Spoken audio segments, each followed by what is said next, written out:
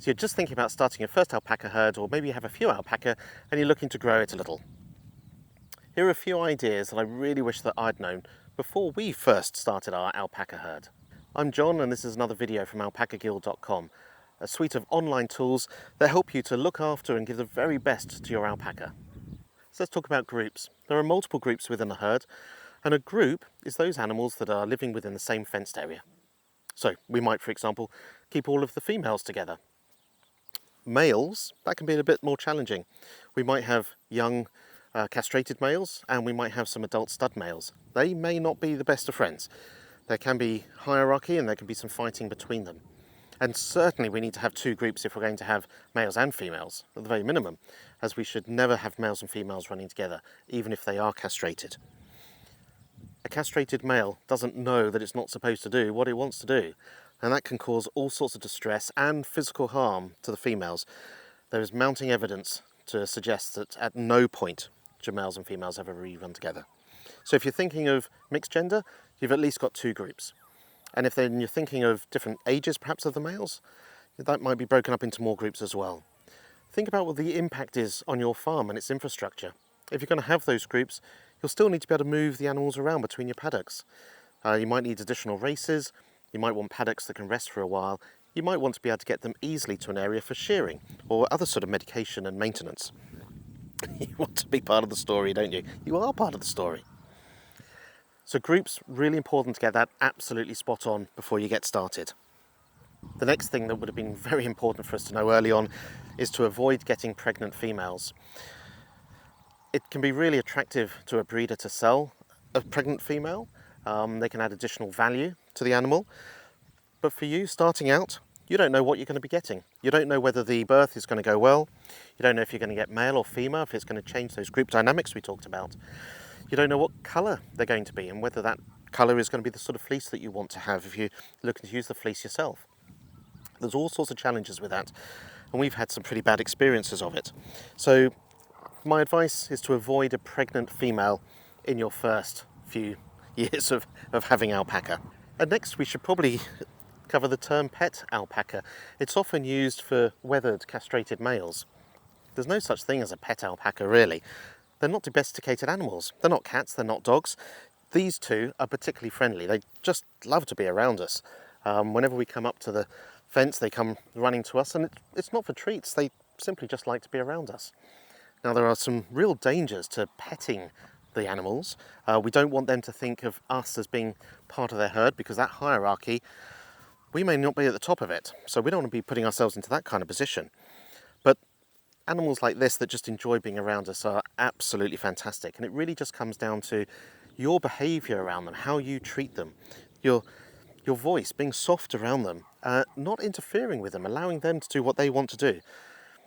That you could call is a pet alpaca, but the term pet alpaca for a castrated male, not necessarily true. We've had a couple that have been very feisty, not wanted to spend any sort of time near us, the normal behaviour you'd expect from alpaca.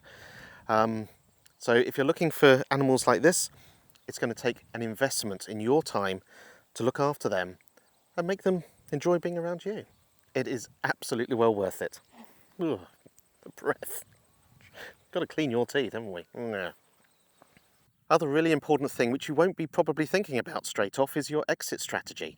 I mean, it's so exciting to be able to go out, pick some gorgeous alpaca that you want to invite back to your farm. But at some point, you may want to be able to say goodbye to them. It may be that you want to sell your farm. Getting rid of alpaca is actually surprisingly difficult. The older they get, the less likely they're going to be wanted for breeding. Their medical needs may grow. Veterinary costs can increase. So if you're thinking about alpaca, do think about how you're going to get out of it one day.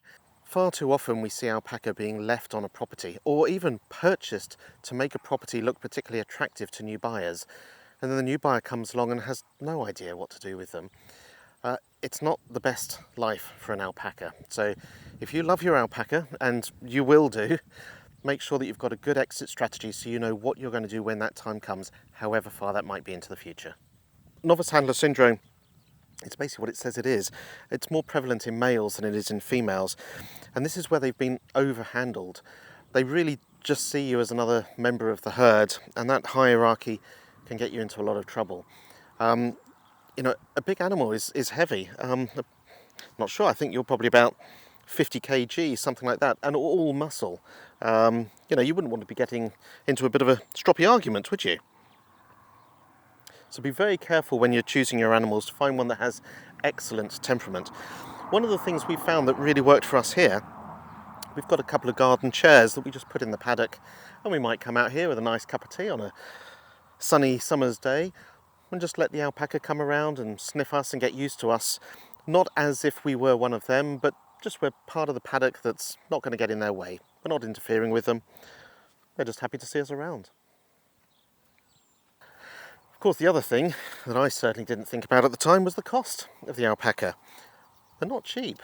I mean, yes, to buy them, you can almost certainly find some that aren't too expensive. Having another sit down, are we? But you've got to think about all the other costs associated with it.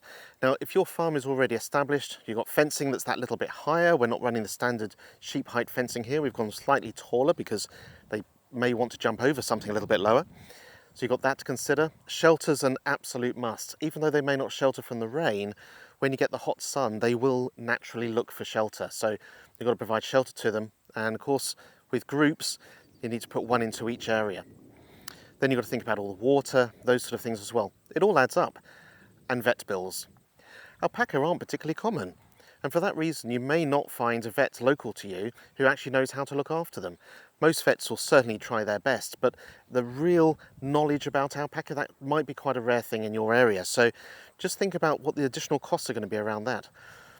Is it the family holiday you're going to give up in order to have a herd? Totally worth it. And there's no such thing as a free alpaca. For some time we stopped breeding. We wanted to focus on rescue first. There are a number of alpacas that are sadly being abandoned, certainly in our territory. So we've focused on picking a few of those up. One of the most gorgeous girls we've got here, Hazel, she was essentially abandoned, her and a fully entire male living in a small paddock together.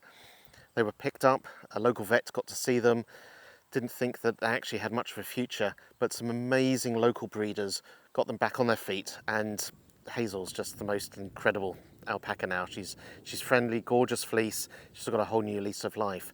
And we want to focus on doing that. We want to be able to say, right, let's give a second life to some of these animals that really need it. But it costs money. There's transport, there's all sorts of medical bills that might be involved. So it certainly isn't the cheap way to do it. But we thought, why bring additional animals into the world through breeding when there's some gorgeous animals out there that need our love and care? If you've enjoyed this video, please consider liking it and subscribing. It really does help the channel. And maybe take a look at alpacaguild.com, where we have tools and other resources that'll help you to get the most out of your alpaca and put the most back into them through maintaining things like their health records and buying and selling alpacas online. Thank you very much for watching.